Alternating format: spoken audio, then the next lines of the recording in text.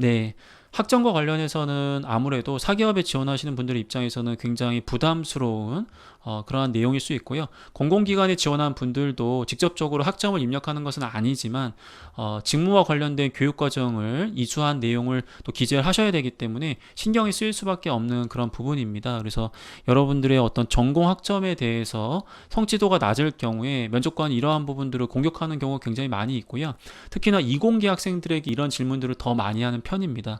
인문상경계 직무 중에서도 재무회계라든지 경영전략과 관리, 특히 이제 회계 베이스의 업무를 수행해야 되는 것 같은 경우에는 최소한의 전문성이 있어야 되기 때문에 관련된 이러한 지식적인 부분들을 굉장히 많이 요구를 합니다. 그래서 이제 이런 질문들이 나온 것 같아요. 자, 그러면 만약에 우리 지원자에게 그 전공과 관련해서 특히 이제 그 직무 관련된 어떤 특정 교과목 등이 있는데 이런 부분들에 대해서 학점이 낮은 이유가 무엇인가라고 하면 이거는 어쨌든 변명할 수 없는 그런 상황이기 때문에 무조건 인정하고 긍정으로 마무리해 주시는 패턴을 적용하셔야 됩니다. 인정하고 그 다음에 긍정으로 마무리하는 패턴이라는 것은 단순하게 학점에만 적용되는 것이 아니라 여러분들의 어떤 공백기라든지 어떠한 약점을 공격했을 때 받아들이시고 그 부분을 좀 더 긍정적으로 마무리하면서 평가자의 의견을 수용하면서도 어떤 자신감 있는 모습을 보여주는 그런 굉장히 중요한 테크닉에 해당이 되거든요. 자, 이 질문에서 어떻게 답변할 수 있느냐? 일단 면접관님이 이야기 주신 교과목은 분명히 해당 직무 수행을 위해서 반드시 성실하게 이수를 해야 했던 교과목이라고 저 역시 생각을 합니다. 부족한 부분은 제가 학생의 신분으로서 변명할 수 없는 그러한 부분이라고 생각을 하고, 다만 그 당시에 제가 진로 설정을 좀 늦게 하면서 관련된 교과목에 대한 학습이 좀 부족했다고 생각을 하고, 다만 뒤늦게 그걸 깨닫고 최근에 이러한 노력까지 하면서 부족한 부분들을 보완하기 노력을 했기 때문에 향후에 이런 부분으로 인해서 문제가 없도록 더욱더 노력을 하겠습니다 라는 관점으로 접근을 해주시면 되겠습니다. 즉 일단 인정을 해야 돼요. 면접관님이 얘기를 하면 그 부분 굉장히 중요한 부분이고 제가 부족한 부분입니다 라고 인정을 하시고, 다만 인정만 하고 끝내버리면 굉장히 자신감이 없어 보이기 때문에 분명히 다음 공격 질문이 또 들어오겠죠. 그럼 어떻게 해야 된다?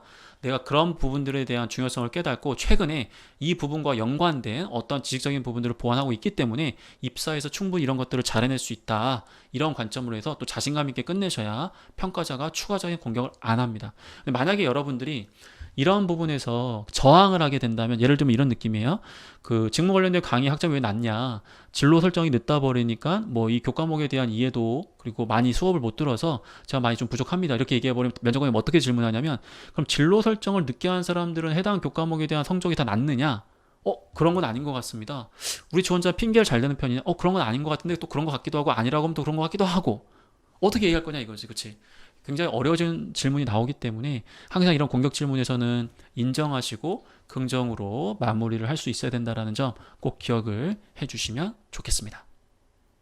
여러분들이 과거에 전문 자격증이나 임용고시라든지 어떠한 고시에 도전을 해서 장기간 동안 공백기가 발생했을 경우에 항상 면접에서 이런 부분과 관련해서 압박 질문을 받는 경우가 있을 겁니다. 하지만 이런 부분들은 면접관이 압박을 하기 위해서 질문하는 것은 아니고, 과거에 우리 지원자가 오랜 기간 동안에 노력을 해서 투자한 시간인 만큼 분명히 어떤 의미든지 간에 긍정적으로 활용할 수 있는 게 있지 않겠느냐, 그런 또 기대감으로 물어보는 걸 수도 있고, 또한 과거에 그렇게 오랫동안 노력을 한 부분이니까 나중에 입사하더라도 어떻게 보면 그런 미련이 좀 남아있지 않을까? 또 그런 게 걱정될 수는 있는 거거든요. 그래서 여러분들을 공격하기보다도 정말로 여러분들의 어떤 이력적인 부분에서 꼭 확인을 해야 되는 부분이다 보니까 질문을 주는 거니까, 애초부터 면접에서 이러한 질문을 받았을 경우에 너무 스트레스를 받지 않았으면 좋겠어요. 차라리 어떤 마인드를 가져주셨으면 좋겠냐면은, 내가 예상 가능한 질문이 나올 수 있겠구나, 이런 마음을 가진다면 얼마든지 면접에서 이 질문이 나왔네, 오케이 좋아, 나 이거 답변 한번 해보겠다,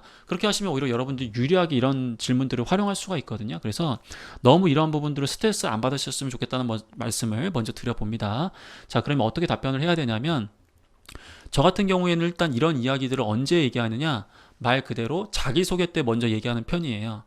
어떤 일을 수행할 때 노력도 중요하지만 목적의식과 그러한 말 그대로의 노력을 통해서 얻고자 하는 게 무엇인지, 그런 부분들을 이해하고 실행하는 게 중요하다고 생각하는 지원자 누구누구다.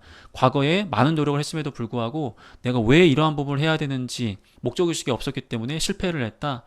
노력하는 과정에서 분명 이런 역량도 쌓았고 저런 역량도 쌓았지만 원하는 결과를 얻지 못했고 오히려 그러한 실패가 저에게 목적의식의 중요성을 깨달아줬기 때문에 오늘 이 자리에서만큼은 제가 왜 이 기업 이 직무에서 일을 해야 되는지 그 누구보다 확신을 갖고 온 지원자라고 말씀을 드리고 싶다. 이런 식으로 해서 자기소개에서 이렇게 이야기를 먼저 선빵을 알려주는 거예요. 그리고 나서 면접관에게 이 부분을 명확하게 해결하고 그리고 면접을 진행해야 유리하게 면접이 진행되는 거거든요. 근데 이 질문을 여러분들이 면접 중간에 받아버리게 되면 갑자기 분위기가 다운되면서 다시 올라가질 못해서 결국 면접이 끝나는 경우가 있거든요. 그래서 이런 부분들을 먼저 강조해 줌으로써 자신 있는 모습과 함께 면접관에게 이런 부분들이 전혀 우리 지원 면접관이 걱정할 부분이 아니다라는 것을 강조해 주신다면 저는 굉장히 좋을 것 같아요. 그리고 또 이런 부분들은 얼마든지 또 다른 관점으로도 얘기할 수가 있거든요. 솔직하게 얘기하시면 돼요. 그 사회에 나가기 전에 나만의 무기를 만들고 싶었다. 그렇기 때문에 목적의식이 명확하지 않은 상황에서 내가 할 수 있는 최대한의 노력과 함께 사회에 나갔을 때 무기가 될 수 있는 부분을 준비를 하려고 했지만 결과적으로 목적의식이 명확하지 않아서 실패를 했다. 하지만 그 과정과 그 순수한 의도만큼은 제가 항상 발전하고자 하는 저의 강점을 드러내는 사례이기 때문에 면접관에게 다시 한번 어필을 하고 싶고 동시에 실패를 통해서도 배워나가는 저희 이런 모습들이 향후 입사했을 때 분명히 도움이 될 것이다 라는 관점으로도 얼마든지 얘기할 수 있는 거거든요. 그래서 이러한 부분에서 여러분들이 좀 강조해 주신다면 저는 우리 지원자께서 충분히 더 좋은 모습으로서 더 본질적이고 중요한 부분에 집중하면서 면접을 또 합격까지 연결할 수 있을 거라고 생각을 합니다. 오케이? 여기 나와 있는 질문에 대해서 답변을 한번 드려보자면 입사 초기부터 지금 지원한 이 금융 공기업을 목표로 준비를 하면서 저의 어떤 부족함이 있었기 때문에 그런 부분들을 쌓기 위해서 지난 2년 동안 이러한 업무를 수행을 했다. 감사하게도 이전 조직에서 저에게 더 좋은 기회도 주셨지만 더 늦기 전에 제가 원래 원했던 이 공사에서 어떠한 역할을 통해서 해당 공사의 어떠한 비전 달성에 기여해보고자 하는 마음이 있기 때문에 오늘 이렇게 제가 그동안 쌓았던 역량을 바탕으로 도전하게 되었다. 약간 이런 느낌으로 해서 첫 번째 옵션은 최초부터 우리 지원자가 말 그대로 해당 지금 지원하고 있는 공공기관에 입사를 원했는데 그 당시에는 역량이 좀 미흡했기 때문에 그러한 역량을 좀 더 중장기적으로 키워내기 위해서 관련된 그런 공공기관에서 업무를 좀 수행한 것이다. 약간 이런 관점으로 얘기하신다면 제가 봐도 큰 문제가 없고요. 근데 만약에 예를 들어 가지고 이런 답변이 좀 어려울 수도 있어요. 왜냐하면 2년 전부터 이 공사에 대해서 관심이 있었다라는 것은 과거에도 지원했던 이력이 있어야 되고 혹은 이 공사에 대해서 관심이 있었다라고 얘기하는 순간 해당 공사에 대한 조직위의 능력이 좀 더 있어야 되기 때문에 그런 부담감이 있을 수는 있습니다. 그래서 만약에 이제 여러분들 이렇게 답변하기 어려운 상황이라고 한다면 충분히 본인의 어떠한 그러한 신분에 대한 걸 얘기하셔도 돼요. 왜냐하면 계약직으로 근무하다가 본인이 이제 정규직으로 좀 지원을 한다. 뭐 이런 부분들은 제가 봤을 땐 이해를 못하는 부분이 아니거든요. 그래서 제가 생각했을 때는 계약직으로 근무하면서 많은 역할도 수행했지만 또 정규직으로 수행할 수 있는 일을 통해서 더욱더 성장하고 내가 속한 조직에 뭔가를 기여하고자 하는 그러한 마음을 갖고 있다라는 거 얼마든지 강조하셔도 되기 때문에 지난 2년 동안 이제 일했던 이런 부분들이 충분히 도움이 될 수 있다라는 걸 어필하시는 거 저는 굉장히 좋은 방법이라고 보여집니다. 신입으로 입사하는 것보다 이직이 더 명확한 원인이 있어야 해서 사실 더 어려운 것 같아요. 그럴 수 있어요. 근데 하지만 최근에는 중고 신입이 워낙 많기 때문에 이러한 부분들에 대해서 굉장히 좀 관대해졌거든요. 그래서 너무 이러한 부분들을 걱정하실 필요는 없습니다. 여러분들이 과거에 쌓았던 경험들이 있지만 이러한 경험들이 직접적으로 지원하는 회사나 직무에 연관되지 않을 때가 있을 겁니다. 하지만 이러한 경험도 어떻게 전달하는지에 따라서 충분히 좋은 경험으로 활용할 수가 있기 때문에 이런 부분들을 걱정하기보다도 어떻게 이런 것들을 잘 응용해서 내가 더 적합한 사람일까를 강조하는 것이 저는 굉장히 중요할 것 같습니다. 그 예로서 여기 댓글로 나와 있는 것들처럼 그 식품업계에서 품질 관리 이제 면접을 보시는 분인데 자기소개서에 공기업의 화학부서에서 인턴을 했다라고 합니다.